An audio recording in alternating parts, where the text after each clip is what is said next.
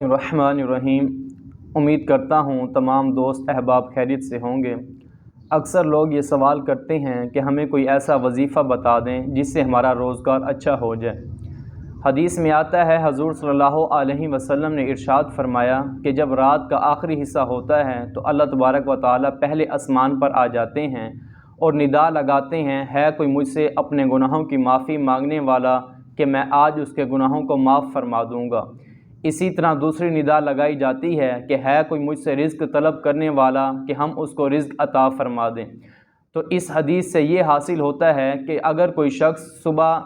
تہجد کی 2 رکعت نماز نفل پڑھ لے تو اللہ تبارک و تعالیٰ اس کے رزق میں برکت عطا فرما دیں گے۔